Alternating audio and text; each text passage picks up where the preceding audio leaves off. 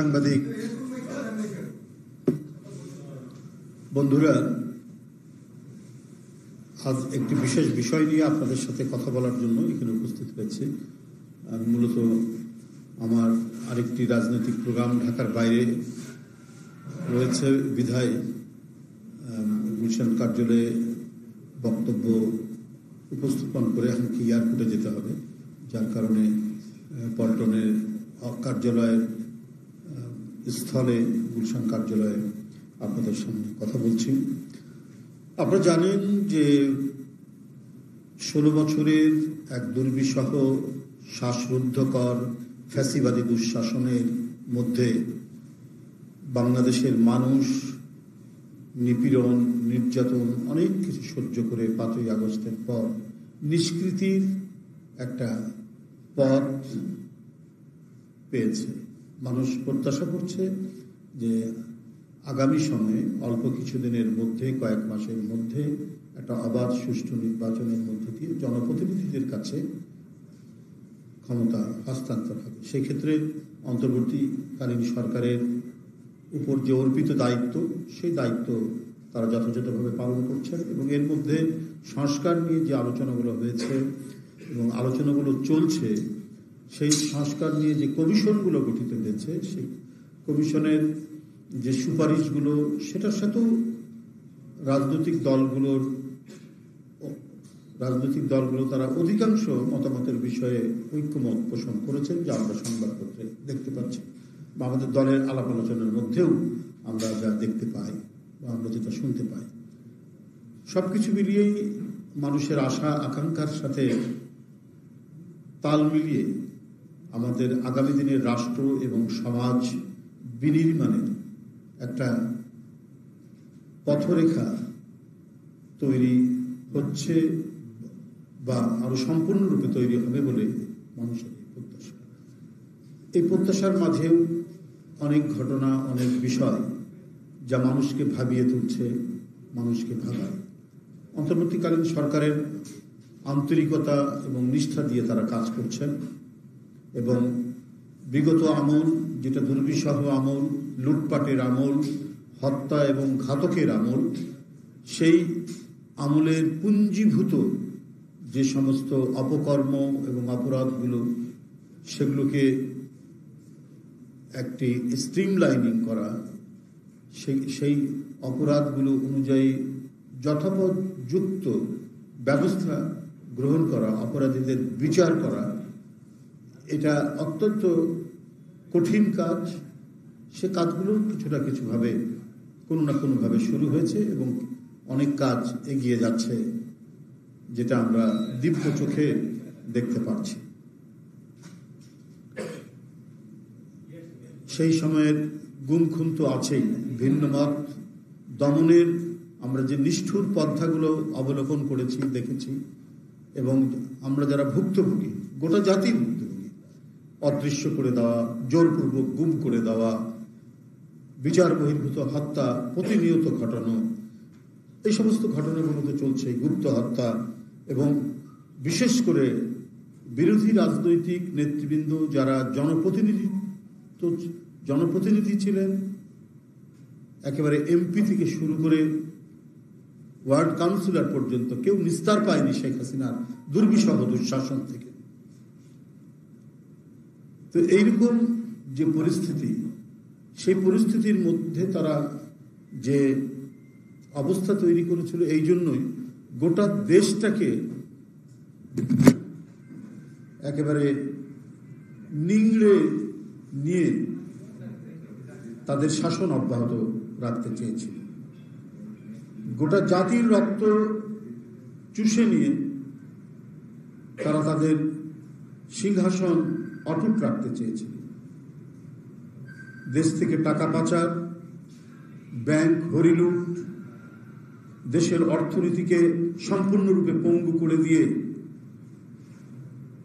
যে লুটপাটের স্বর্গরাজ্য তৈরি করেছিল, সেখান থেকেও আস্তে আস্তে অর্থনীতির যে ইতিবাচক চিহ্নগুলি এখন দেখা যাচ্ছে, সেটাও আমি মনে করি যে অন্তর্বর্তীকালীন সরকারের একটি বিশেষ অর্জন।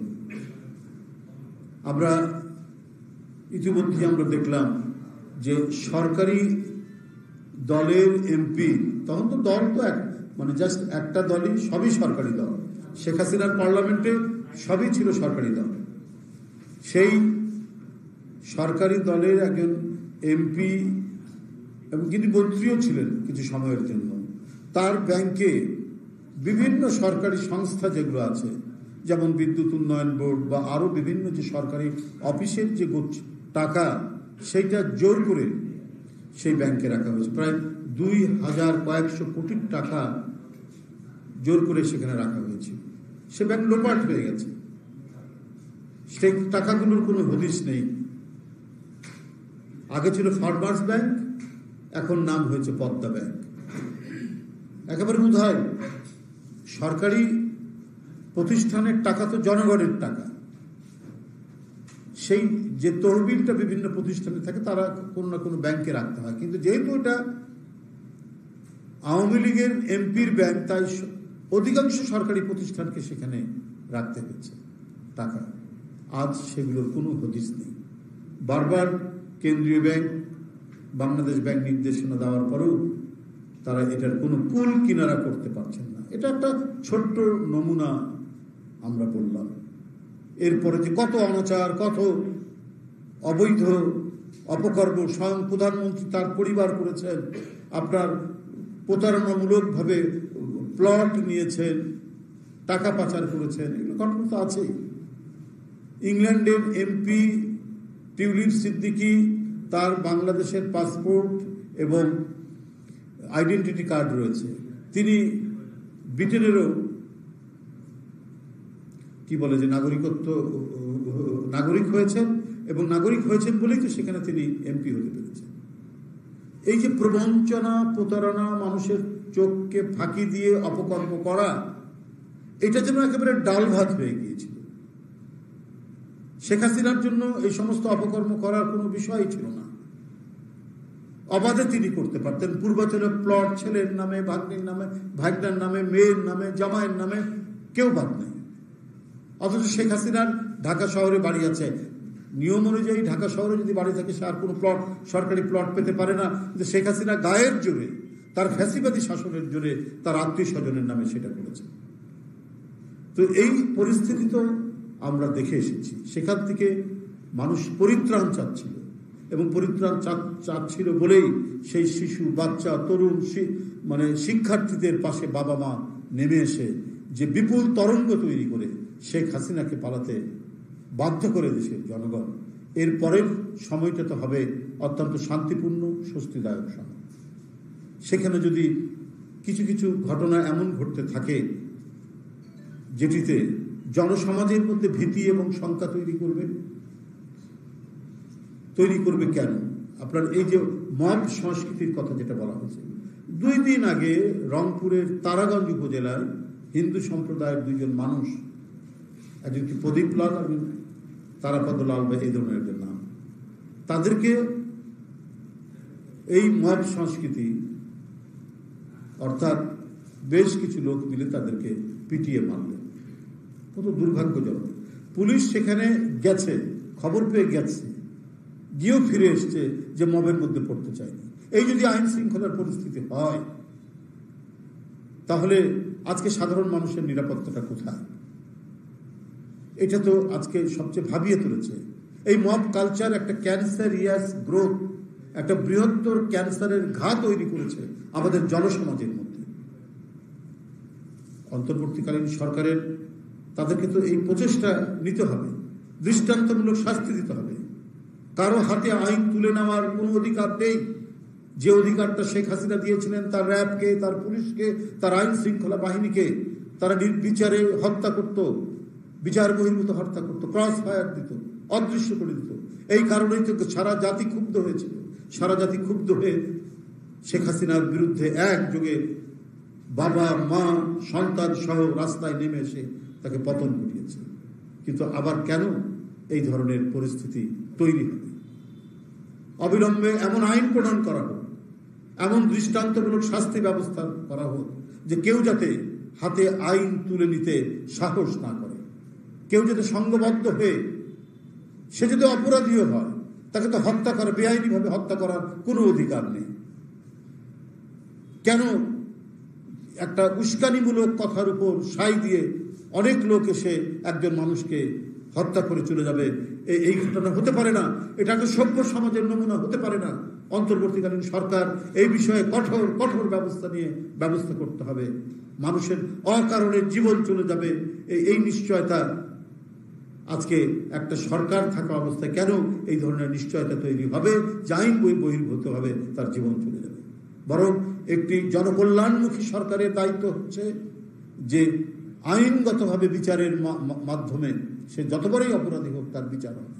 কোনো মানুষের জীবন যেন বেআইনিভাবে বিচারের বাইরে তার জীবন চলে না যায়, সে যেন হত্যাকাণ্ডের শিকার না হয়, এইটা আজকে দেখা অত্যন্ত জরুরি। এই সমস্ত ঘটনাগুলো আজকে হচ্ছে, আজকে আইন বহির্ভূত কাজগুলো হচ্ছে বলেই আজকে নানাভাবে বিচ্ছিন্নভাবে আরো বিভিন্ন ধরনের অনৈতিক কাজগুলো মানে বিস্তার লাভ করছে। কেন এই বিস্তার লাভ করবে? এবং এর মধ্যে দিয়ে আপনার অনেকেই সুযোগ সন্ধানীরা সুযোগ নেওয়ার চেষ্টা করছেন।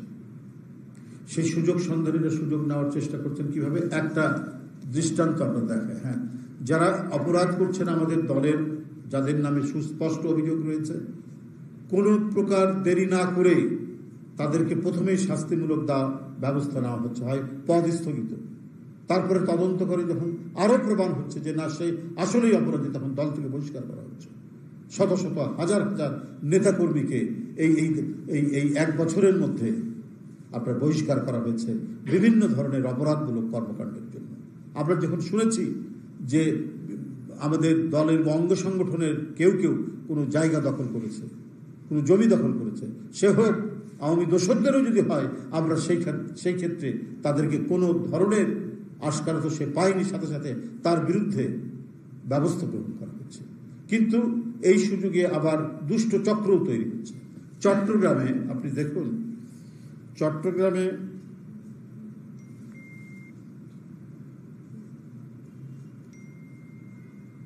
চাঁদাবাজি নয়, নেপথ্যে নকশা বহির্ভূত ভবন নির্মাণ কাহিনী। হঠাৎ ফেসবুক লাইভে এসে চট্টগ্রামের জনৈক ইকবাল বিএনপি নেতার বিরুদ্ধে চাঁদাবাজির অভিযোগ তুলে ধরার পর সেই ভিডিও সামাজিক যোগাযোগ মাধ্যমে ভাইরাল হয়। আমি এটা সামাজিক যোগাযোগ মাধ্যমে পেয়েই আমি সাথে সাথে চট্টগ্রামের নেতাদের সাথে যোগাযোগ করি, বলছি ইমিডিয়েটলি যে ভিডিওটি ভাইরাল হয়েছে, একজন ব্যক্তি সে একটা ঘরে অবরুদ্ধ দেখাচ্ছে, তার নাকের এখান থেকে রক্ত পড়ছে এবং বলা হচ্ছে যে তাকে বিএনপির লোকরা ঘিরে রেখেছে, তাকে মারধর করেছে, সে সাহায্য চাচ্ছে। পরে বিএনপির নেতৃবৃন্দের সাথে যোগাযোগ করলাম, নানাভাবে তারা পুলিশের সাথে যোগাযোগ করলো, সম্পূর্ণ এটা একটা ভণ্ডামি। সে কোনো জায়গা থেকে কোনো রং টং দিয়ে করেছে, নাকের এখানে লাগিয়েছে, এবং সেখানে হচ্ছে সিটি কর্পোরেশনের বা চট্টগ্রাম কি বলে যে কর্তৃপক্ষের, উন্নয়ন কর্তৃপক্ষের যে নকশা, সেই নকশা বহির্ভূত আপনার বিল্ডিং সেখানে তোলা হচ্ছিল।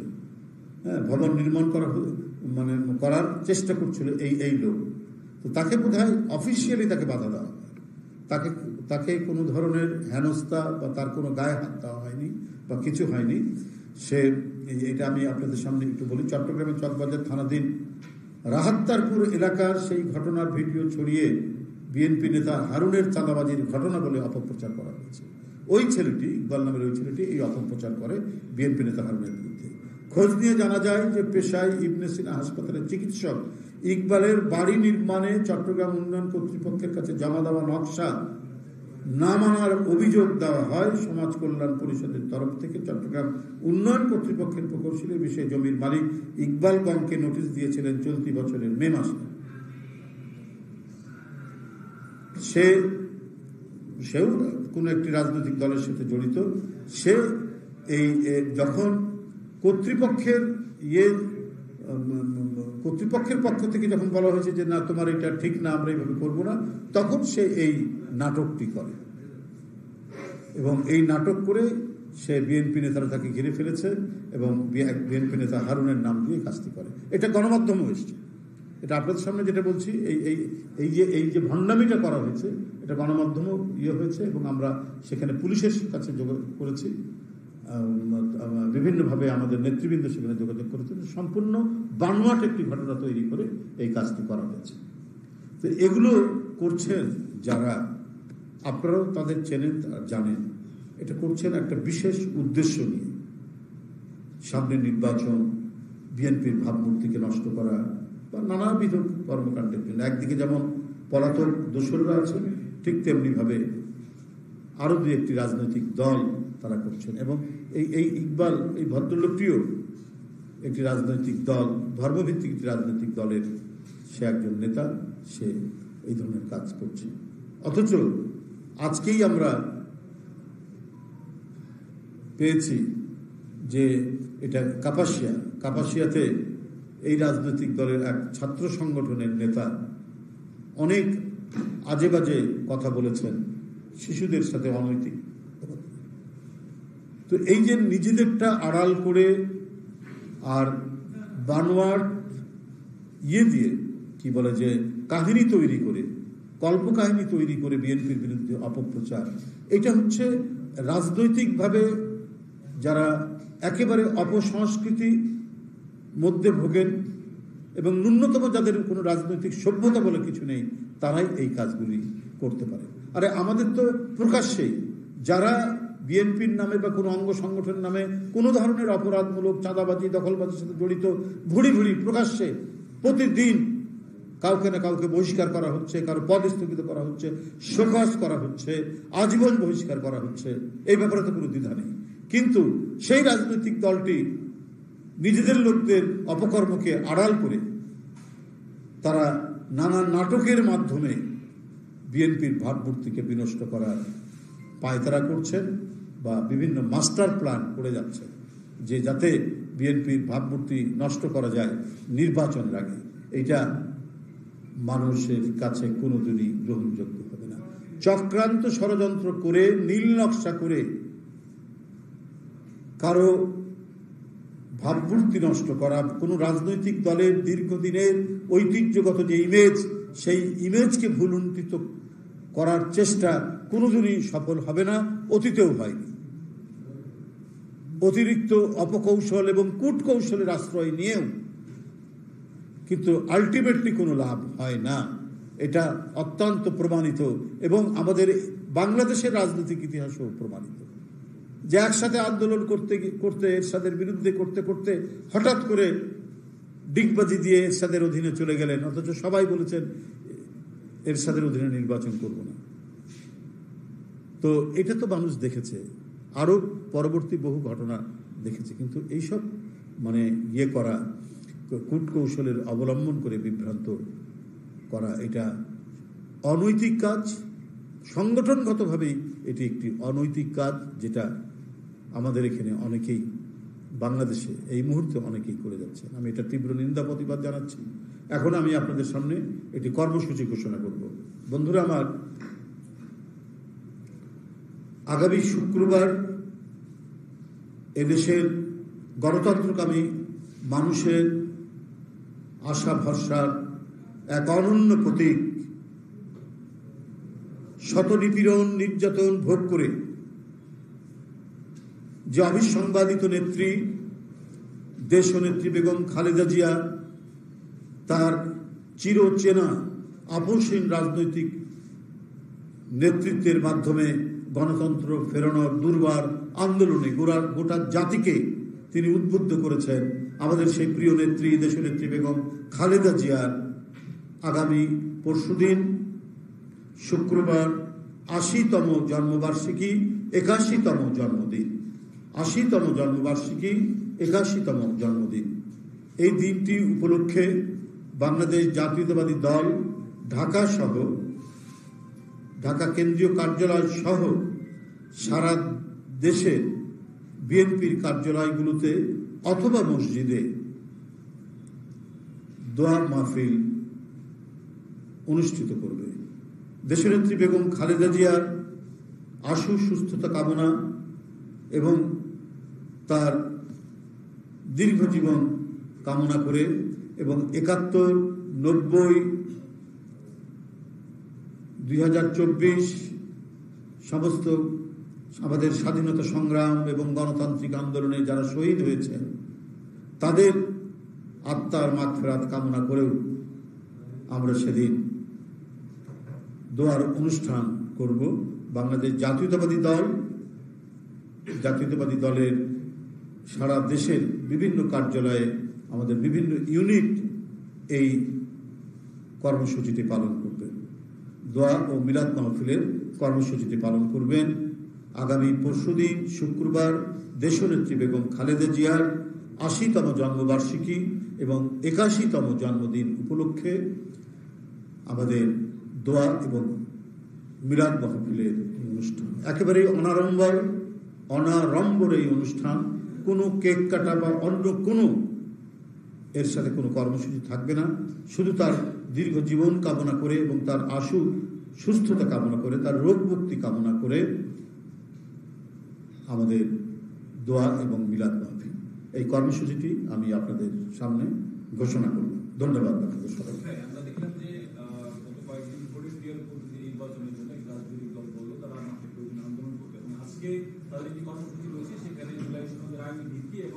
সেই সনদের ভিত্তিতে নির্বাচন যাতে হয় সে ব্যাপারে তারা আজকে মাঠে আন্দোলন করে।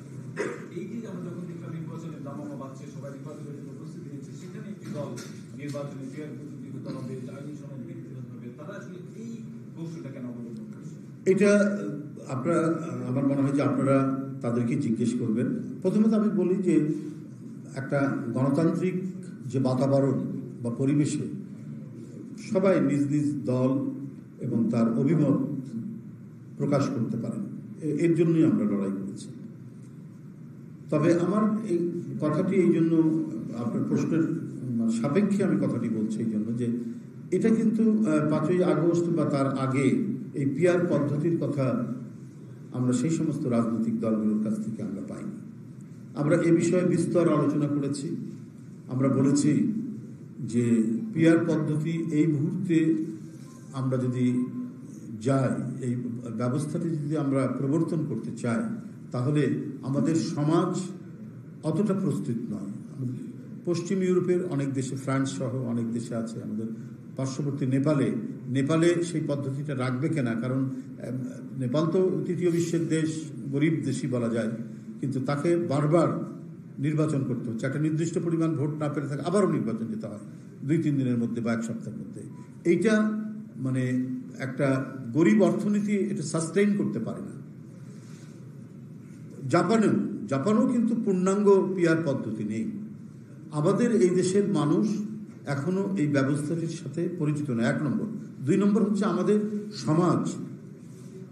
সমাজ ওই স্তরে নেই যে স্তরে পশ্চিম ইউরোপের সমাজ দীর্ঘদিনের গণতান্ত্রিক তাদের যে চিন্তা চেতনার মধ্যে দিয়ে, তাদের যে চর্চার মধ্যে দিয়ে যে পর্যায়ে এসছে, আমাদের তো সেই পর্যায়ে আসেনি। আমরা স্বাধীনতার পর থেকে অনেকবার বাধাগ্রস্ত হয়েছে, বাকশাল হয়েছে, এর সাথে সামরিক আইন হয়েছে, আবার ১৬ বছরের নতুন ফ্যাসিবাদ আমরা দেখলাম।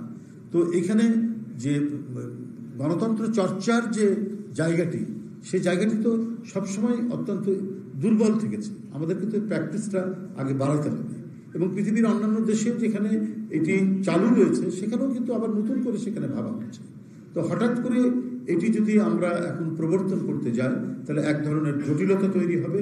এবং আমার মনে হয় যে এখন যারা এই কথাটি বলছেন, সেটা আমার মনে হয় যে এক ধরনের জটিলতা তৈরি করা ছাড়া আর অন্য কোনো উদ্দেশ্য আছে বলে আমরা মনে করি না। এটা যদি দীর্ঘদিনের একটা দাবি হতো, যেমন বৈষম্য বিরোধী ছাত্র আন্দোলনে কোটার বিরুদ্ধে তারা আন্দোলন করেছেন, আমরা সেটি শুনে এসেছি, এটা নিয়ে অনেক আলোচনা হয়েছে অভ্যস্ত। কিন্তু এই পিআর পদ্ধতি হঠাৎ করে এটা ইন্ট্রোডিউস করা হচ্ছে যে সময় সবাই একটা অবাধ সুষ্ঠু নির্বাচন চাচ্ছে, সেই মুহূর্তে এই পিআর আনুপাতিক এই নির্বাচনটা আমার মনে হয় যে এইটা একেবারেই উদ্দেশ্য প্রণোদিত। এর মধ্যে আমার মনে হয় যে অন্তর্গত কোনো স্বচ্ছতা নেই। ধন্যবাদ।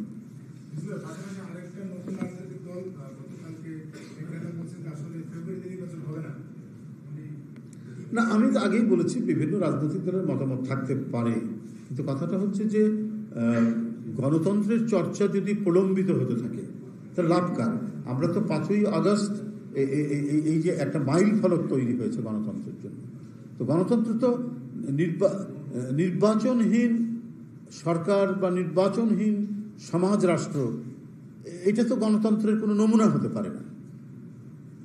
গণতন্ত্র তখনই চূড়ান্ত হবে, নিশ্চিত হবে যদি অবাধ সুষ্ঠু নির্বাচন হয় এবং যে ওই নির্বাচনে যারা ক্ষমতায় আসবেন তাদেরকে প্রতি পদে পদে জবাবদিহি করতে হবে জনগণের কাছে, সেটা নির্বাচিত পার্লামেন্টের মাধ্যমে।